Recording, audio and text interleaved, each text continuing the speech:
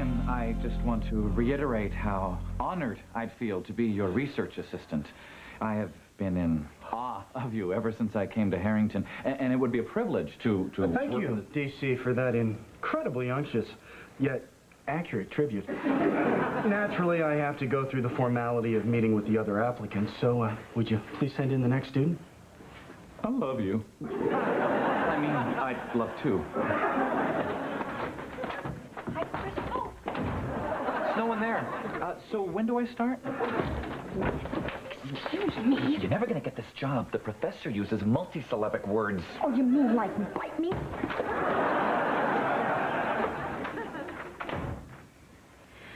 Professor Reed, I'm here for the job. Well, I must say that is very, very, very ambitious of you. Look, Professor Reed, I know that I'm just a freshman, but I am getting an A in your class. Plus, I'm a really good typist, and I'm motivated because I really need the money. See, there's this freshman ski trip to Mount Killington that I really want. Miss Pritchett, this ski trip of yours sounds real, neato. But I need a qualified assistant, not a would-be ski bunny, so perhaps it'd be best. Don't mind me. Please, Professor Reed, before you make the decision... Sir, what are you doing, Boyd? I'm replacing your water. It's a little something I like to call my job, but I obviously do not need...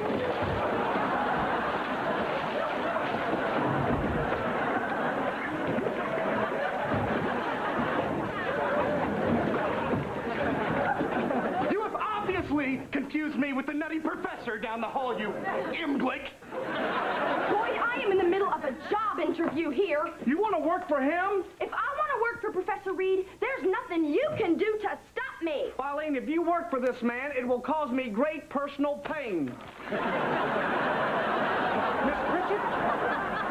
You start on Monday. Now, if you'll excuse me, I think I'll go find myself a dry pair of socks. How'd I do? That was perfect!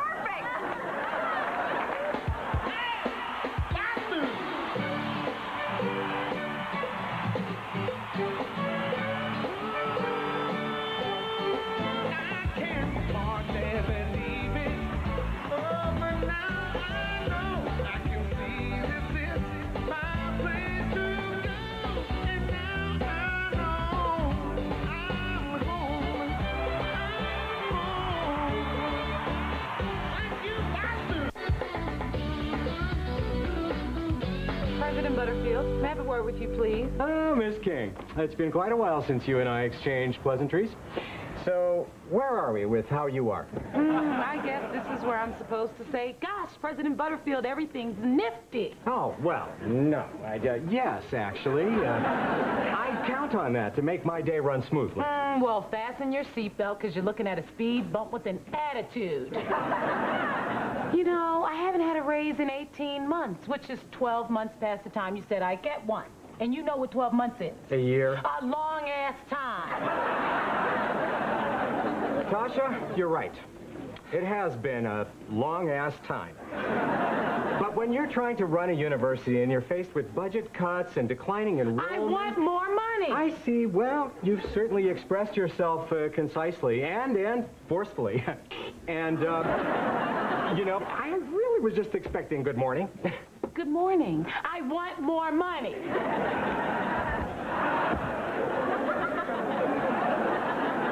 How you doing? Okay. It's just I was looking forward to driving out and seeing the leaves with Jack, Yeah. but he has to work, so... And your little outing has been reduced to an inning. Yeah. And autumn in New England is so beautiful. I mean, the trees look like they're on fire. Hey, I got an idea. Why don't you and I go up in the Whale? That's what I call my car. My granddaddy gave it to me when I was 12. I sat in it for 4 years until I got my license. Lost my innocence in that car. Really? Yeah, you flatten a young squirrel, you grow up pretty fast. So what do you say? Let's go. It's a sweet offer, but I don't think it's Look, such Joy, a good if you're, worried about us being alone, don't. Okay? Because I'm as capable of being just friends as you are. See? Check out the physicality. Why not? Really? Are you sure you'll be able to keep your hands off me? I'll try. Hey, have you ever seen a northern fall? No, but Seen a few Southerners keel over after one too many Jell-O shooters. So, first thing tomorrow morning? Yeah, I'll gas up the whale and meet you here. Okay, it'll be fun. Really? Really. Moving to the country, gonna eat a lot of peaches. But at the end of the day, you're going to be driving her right back to Jack. Note to Tasha, take your passion and make it happen. Peaches come in a can, they were put there by a man. Wow, wow, wow, wow. Peaches! They just put a boot on your car.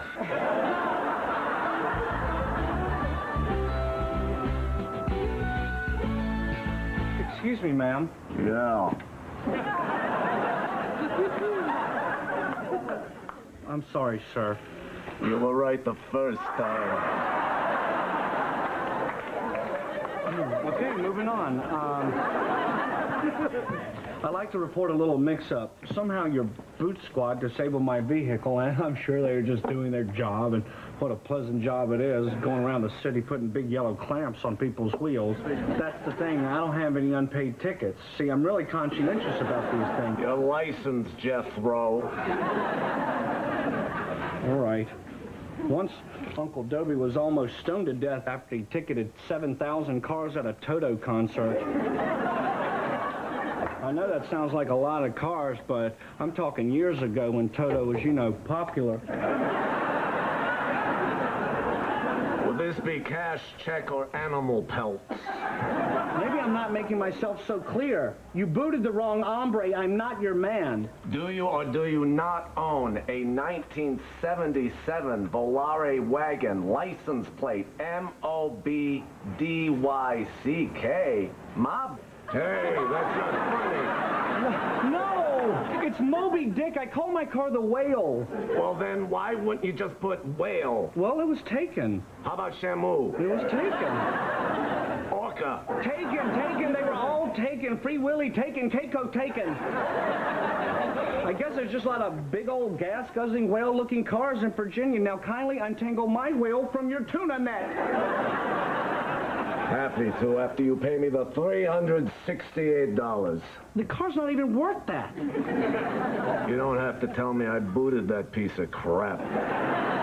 Still, you have unpaid tickets from all over MIT, No. Fenway Park. There's even one here from Loon Lake, New Hampshire. What? How can that be? I've never even been in New Hampshire. Why? Lean. What's the matter? Big city life got you confused? Oh, yeah, I'm confused. I'm not the one straddling the great gender divide. Excuse me. Are you having a problem with my brother here? Your sister. Deal with it.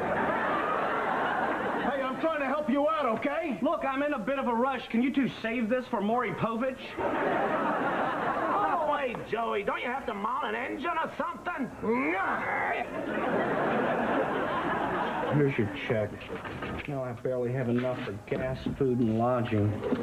Have a nice life. Yeah, you too, mister.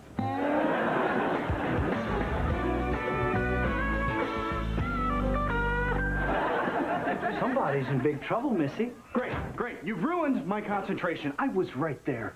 You know, let me know when the family reunion is over.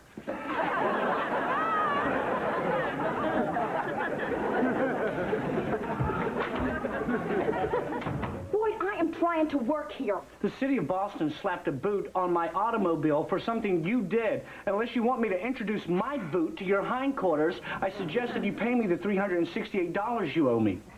Sorry. What would Uncle Dobie say?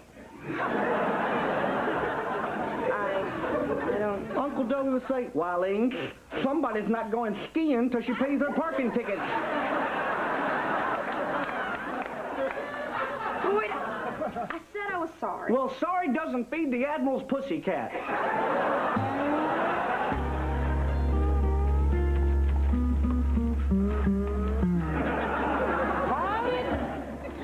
You can't get out that way. No point trying to make a run for it. 10 feet out that door, and I'm on you like a raptor. Oh, Tasha, I'm glad I caught you. I've got an offer that I think you're really going to like. Is it green? Tasha, I have decided to make you the head of the student union. Tasha King, head of the student union. That'll be your new title. And we will paint that title on the door to your new office.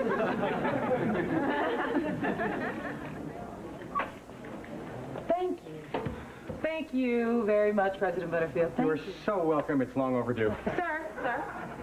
And I would be honored if my first meeting in my new office could be with you this afternoon. Well, Tasha, I'm touched. Oh. I would be delighted. And what's on the agenda? My money! Okay, let's roll our double park. Okay. I spoke to Mother Nature. She's expecting us. Oh, great. I got a tape of Vivaldi's The Four Seasons. We can listen to Autumn. Put it here. Let's leave. Leonard! They just towed your car.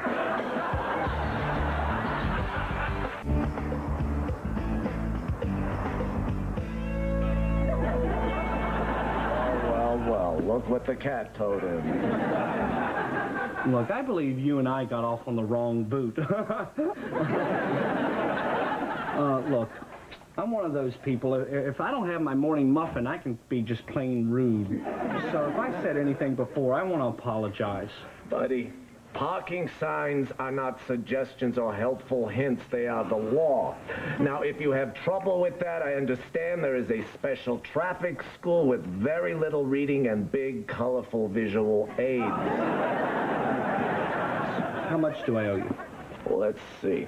With towing, storage, and the one-time processing fee, plus the penalty we added because your bumper was so rusty, we needed a special attachment. $225. $225? That's outrageous. You think that's bad? Tomorrow it's going to be $325. Cash or check? You smell nice. Sort of like that new car smell we got here, but less leathery.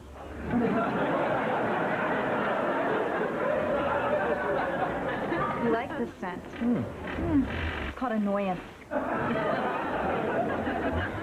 You know, you got a real Angie Dickinson quality.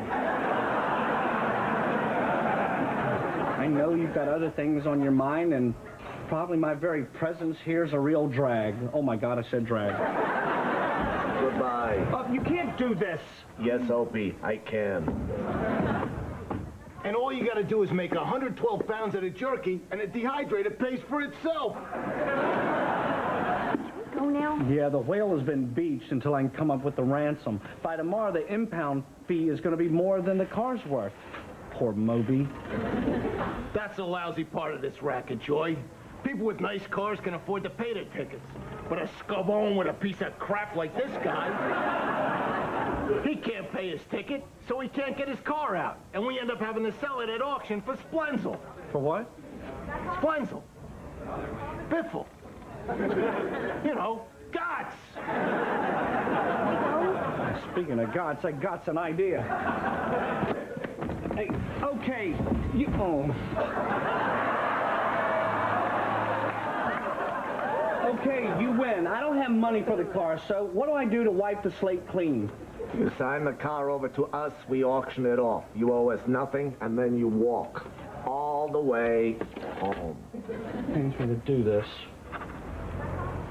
Goodbye. And see you this afternoon when I buy my car back for Biffle. Gotcha! Read the sign. It is unlawful for persons To repurchase forfeited vehicles at auction. Blah, blah, blah. Gotcha.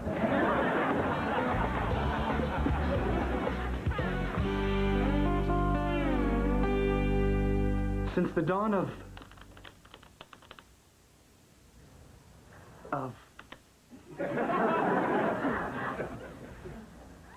Time!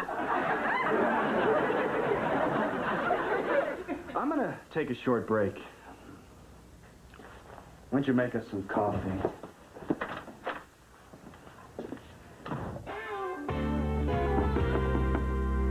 Come in. Hey, hey-ho.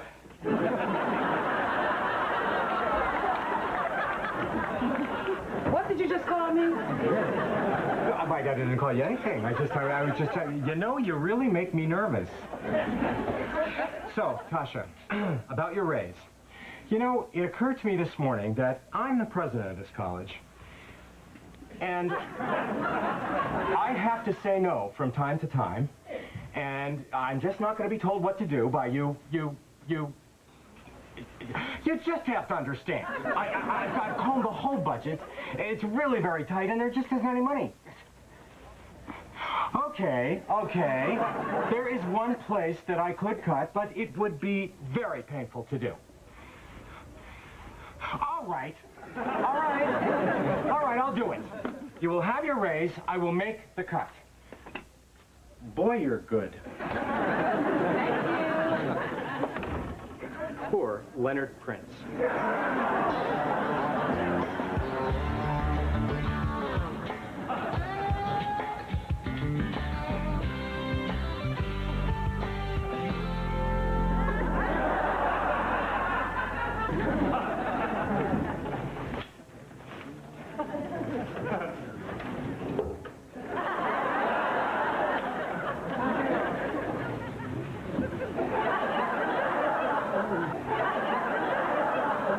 Leonard, remember, keep the bids low. Not now. Babelicious at 3 o'clock. Oh, Leonard, you don't even want to... No, it's too good. Look, here's my last $200. It's all I got, so remember, keep the bids tiny. All right, folks, you know the drill, so I'll skip the formalities. Lot number 5, a 1982 Volkswagen. What do you got? It's a paradox. Actually, no, it's really more of an anomaly. Although, God, that really doesn't capture it either. I somehow want to wedge the term ipso facto in there. All right, that's it. Sit down. Now, something's going on here, Professor. Talk to me. You don't understand, Miss Pritchett. I mean, it is an enormous burden to have written a work of... I'll come right out and say it. Genius. I mean, the pressure to recapture that... Let's understand something here, Professor. Not every word that comes from your mouth is going to be a pearl of wisdom. Sometimes you got to get a little chaff in there with the wheat. You're mixing your metaphor. At least I have metaphor to mix. You see, Professor, writing is rewriting. You're quoting Strunk and White? Actually, I'm quoting Tubby Faulkner from the 7th grade. She was a big, fat, lumpy nerd. I mean, her butt looked like a bag of rabbits. But then she wrote, now, I got to make a down payment on a ski trip by Monday, and so far, you have written 1, 2, 3 words. This is not acceptable. Just get it out there, Professor. Write something. Well, that is easy for you to say, Miss Pritchett. I mean, but how do you communicate about communication to a generation so numbed by soundbite mentality and... Just keep it coming, Professor. Quick flash visual imagery that their attention span must be apportioned in nanoseconds. All right, next up, a 1977 Volare station wagon with 189,000 miles.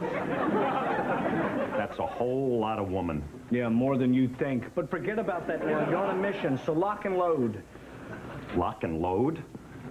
You're so different. Okay, who would like to open bidding on Chitty Chitty Bang Bang over here? Go, save the whale. $10. $10?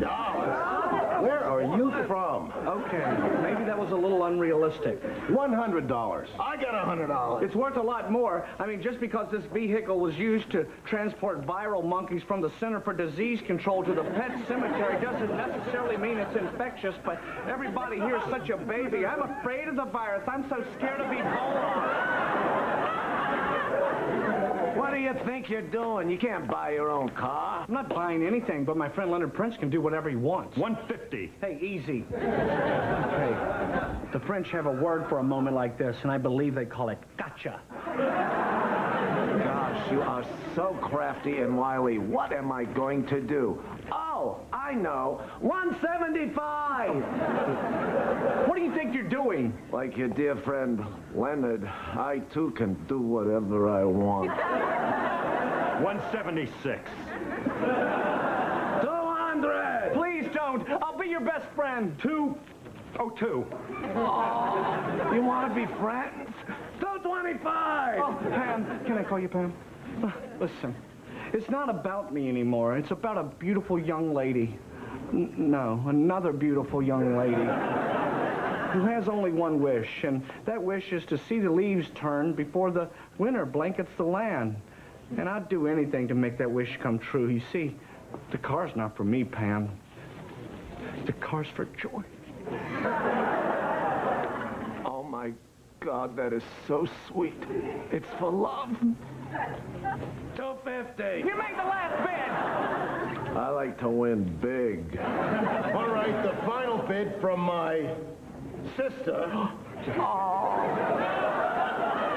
Going once, going twice, and... Wait a minute. I want my car. I don't know. We have to be able to make a deal. There's got to be something you want. I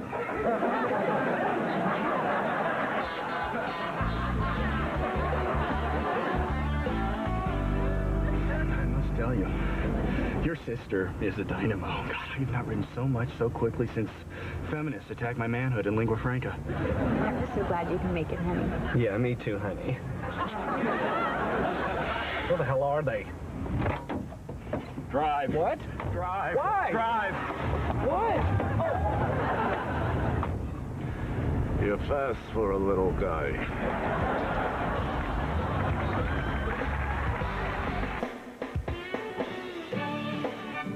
Primetime comedy soars all morning long. Wings is coming up next. Part of USAM. Primetime comedy in the morning on USA Network.